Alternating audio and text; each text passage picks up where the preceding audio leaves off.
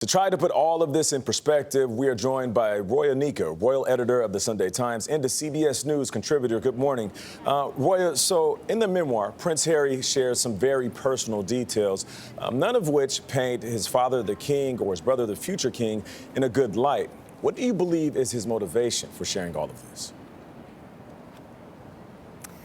I mean, that is the massive question that no one can quite understand at the moment. I think, part of it from, the clips that we've heard from Harry in those interviews, with the Anderson Cooper interview coming up as well, is he seems almost unburdened, from the restrictions of being in the royal family. He sees this as now his first opportunity to really speak freely.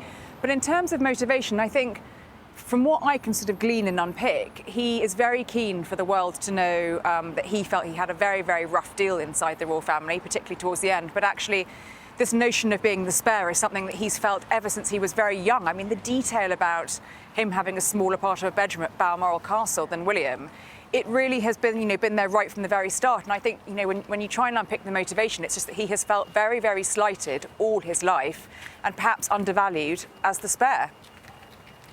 Roya, Harry has said he wants his father and his brother back. What are you hearing from your sources about whether there's any appetite for reconciliation, especially after this book?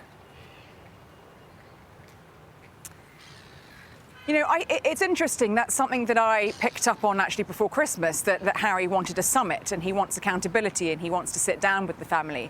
The very, very tricky thing from the family's perspective is, as we've seen in the last few weeks with the Netflix documentary and now with this tell-all book, every small personal detail of, the most intimate conversations, the most intimate scenarios, that bust-up with William, is being reported in excruciating detail. And that is going to obviously put the royal family on real guard as to how on earth they could ever sit down and have a summit or speak to Harry with the fear that everything they say is going to be reported. So there is that big stumbling block there. But in terms of wanting a reconciliation, Charles, as people have consistently briefed, he loves his son, the door is always open, they know where the king lives.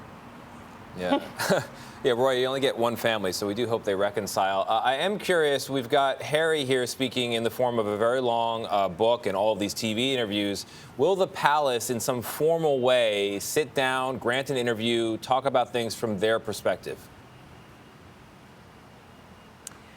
I don't think we'll have someone from the palace actually sitting down and giving an interview, but I think they will, although we've seen all the leaks in the last couple of days, they will want to sit down themselves with the actual book when it's published on Tuesday, evaluate all of it in context, and then potentially, possibly, if we were to hear anything from them, I think it would be something along the lines of that very famous now statement from the Queen after Oprah, recollections may vary, but we're not going to get someone, I don't think, from the palace sitting down and unpicking all of this and going on camera in the way that we've seen Harry do.